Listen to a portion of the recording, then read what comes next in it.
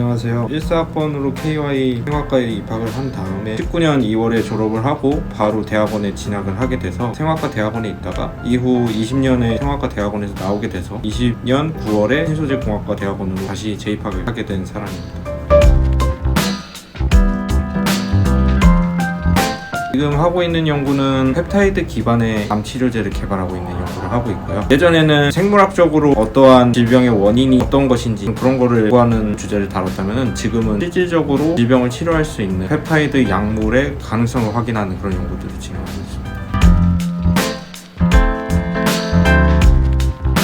생화과 대학원 같은 경우에는 제가 자대였기도 하고 그래서 상대적으로 다른 과 학생들에 비해서 자대 교수님들 연구실에서 인턴을 할 기회가 많았고 생화과 대학원에 입시를 준비할 때는 기존에 인턴을 하고 있던 연구실의 교수님한테 컨택을 해서 입학을 해도 된다라는 허락을 받았고 이후에 그냥 원만하게 입학을 하게 되었습니다. 대학원을 옮길 때는 컨택 메일을 진짜 엄청 많이 썼거든요. 거의 한 100개 정도 될 정도로. 근데 생각보다 그렇게 답변이 많이 오지는 않았어요. 제가 할 수 있는 것들, 해왔던 것들에 대해서 CV를 다 만들고 그거를 제가 관심 있는 분야의 교수님들한테 전부 다 찾아서 돌리긴 했는데 생각보다 그렇게 제 메일에 관심이 있어 하시는 분들도 거의 없었고 거의 읽고 답장 안 해주시는 분이 대부분이었고 연락을 해주시는 분들도 계셨는데 생각보다 그냥 연락만 해주시고 그 다음에 다른 실험실을 알아봐라 이런 교수님들이 되게 많았어요. 근데 그 중에서도 운이 좋게도 3분, 4분 정도의 교수님이 한번 면담을 하자 약간 이렇게 요청을 해주셔서 면담을 하러 갔었고 제가 해왔던 것들에 대해서 설명을 드리고 앞으로 어떠한 마음가짐을 가지고 실험실에서 생활을 할 것에 대해서도 설명을 드리고 그 교수님과 면담을 한 다음에 저는 인턴 없이 바로 들어가는 게 필요했기 때문에 그 부분도 말씀을 드렸더니 그 중에서도 반 정도의 교수님들은 인턴이 필요하다고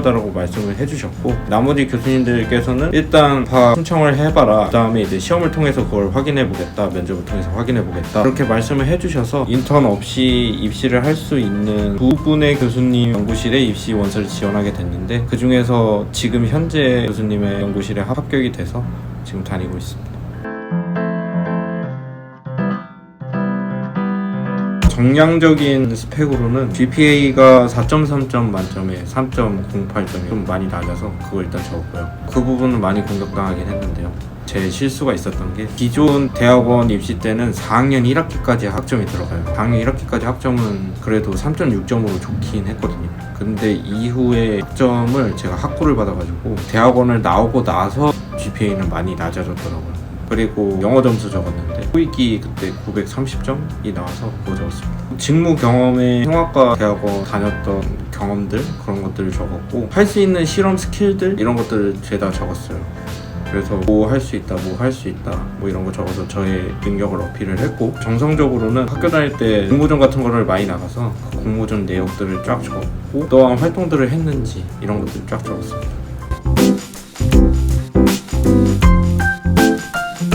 제가 생각했을 때는 거기 있는 사람들 그게 제일 중요한 것 같아요. 물론 연구 분야도 중요하고 교수님의 인품도 중요하고 그런데 실제로 그 대학원 안에서 일어나는 일들은 바깥에서 볼 수가 없잖아요. 그래서 그런 것들을 조금 알아낼 수 있는 소스가 있으면 좀 알아내는 게 좋을 것 같아요. 이건 좀 약간 민감할 수도 있는데요. 거기 대학원 랩실에 소속되어 있는 사람한테 직접 연락을 해서 물어보거나 아니면 그 랩실에 가서 인턴 생활을 해보면은 뭐 이 사람들이 내가 잘 맞고 좋은 사람들인지 아니면 이 사람들이 그냥 나랑은 안 맞는 사람들인지 그거는 알 수 있으니까 인턴 경험을 해보는 게 좋을 것 같아요. 컨택 메일을 보낼 때 또한 나만의 폼을 만들어 놓고 또 CV 같은 것도 미리 작성을 해서 동일한 CV를 돌릴 수가 있으니까 그렇게 준비를 하는 게 좋고요. 가까이 교수님들이 적어도 무엇을 연구하는지는 알고 가야 되잖아요. 그래서 그런 것들을 적으면서 지금 교수님께서 이러이러한 연구를 하고 계신데 거기에 관심이 있어서 연락드리게 되었습니다 라고 좀 운을 띄운 다음에 저의 상황을 설명을 드리고 제 스펙을 설명드리고 그 다음에 컨택을 하는 게 중요할 것 같아요. 요즘 대학원 입시도 빡세져서 자기소개서를 잘 쓰는 게 중요할 것 같아요. 자기소개서 같은 경우에는 합격자의 자기소개서를 받는 것도 중요한데 저는 팁을 드리자면은 나의 온전한 스토리가 물리적으로 담겨져 있어야 된다라고 생각을 해요. 중간중간에 내가 뭘 했다 이런 거를 얘기하는 것도 중요하긴 한데 내가 이 실험실에 들어가서 해야 될 것들에 대해서 내가 한 것과 어떠한 논리적인 연관관계가 있는지 이런 것들을 어필을 하면서 스토리를 잘 다듬어가지고 매끄럽게 진행을 해 나가는 게 중요할 것 같아요. 스펙을 여러 개를 말하는 것보다 스토리가 매끄러운 게 중요한 것 같습니다.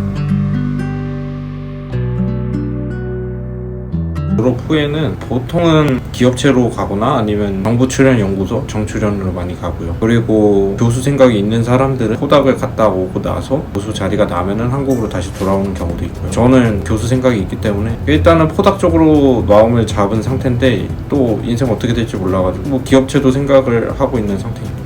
제가 지금 교수가 아니어서 정확하게 말씀을 못 드리겠지만 제가 생각했을 때는 일단 교수님들은 전부 다 실력이 굉장히 좋으신 분들이고 여기서 이제 실력이 좋다는 거는 네이처, 사이언스, 뭐 셀 이런 팩트팩터 센데 논문들을 많이 내신 분들이다 약간 이렇게 생각을 하고요. 다음에는 운이 아닐까 생각을 합니다. 교수도 교수 자리가 있어야지 되는 거기 때문에 실력과 운 둘 다 갖고 계신 분들이 되지 않았을까 생각합니다.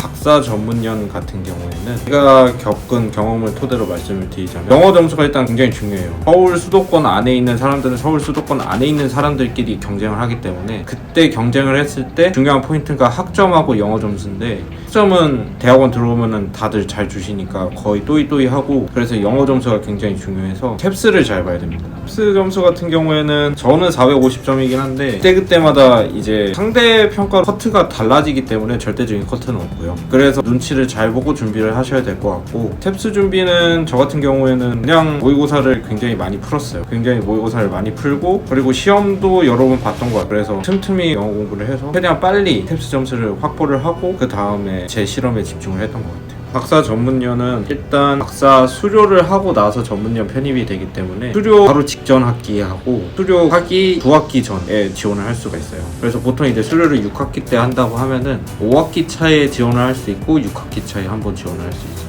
전문연 기간 같은 경우에는 예전에는 그냥 학사 학위 기간 3년 동안 하면 되는 거였는데 지금 2년 동안 학위 기간 동안 하고 이후에 졸업을 하고 1년을 지정 업체에서 근무를 하게 되어 있어요. 훈련소 같은 경우에는 편입을 하고 나서 1년 뒤에 날짜를 정해가지고 가게 되는 걸로 알고 있어요. 그때그때마다 달라서 솔직하게 제가 확실하게 답변을 못 드리겠네요. 근데 최대한 안정적인 점수를 확보를 하는 게 중요하다라고 말씀을 드릴 수 있을 것 같아요.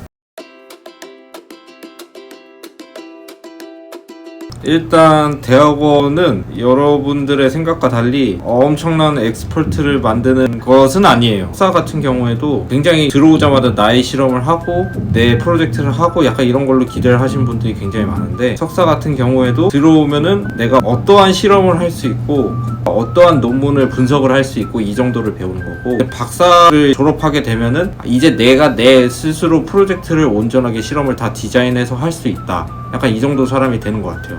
그래서 박사 학위, 석사 학위는 어떠한 자격 조건, 퀄리피케이션이 되는 거지 그걸로 내가 이걸 잘하는 사람이다 라는 걸 증명하기는 좀 어려울 것 같아요. 근데 그럼에도 불구하고 대학원이 좋은 점은 대학원에 들어와서 자기가 앞으로 먹고 살아야 될 것들 이런 거에 대한 고민들을 할 수 있는 시간이 되고 또 굉장히 많은 실험 기기들 그리고 실험 테크닉들, 프로그램들 사용하는 방법들을 돈을 안 주고 배울 수가 있어요. 그게 큰 장점이죠. 대학원 생활 솔직히 재미없습니다. 그렇지만 인내의 시간이 필요한 만큼 대학원도 그렇게 생각을 하셔야 되고 자기 수련을 한다라는 느낌으로 좀 생각을 하셔야 되는데 대학원 좀 오래 봐야 돼요. 오랫동안 길게 롱런하는 게 중요하기 때문에 취미 생활도 가지시고 연애도 하시고 자기 등 비빌 언덕을 조금 만들어서 사람들도 만들고 만나고 그런 시간을 갖는 게 중요합니다. 막 치고 나가면은 지쳐요. 밸런스를 맞춰서 열심히 하는 게 중요할 것 같아요. 전국의 대학원생들 모두 화이팅 하시고 구독, 좋아요, 알림 설정 부탁드릴게요. 감사합니다. 가방꿈 화이팅!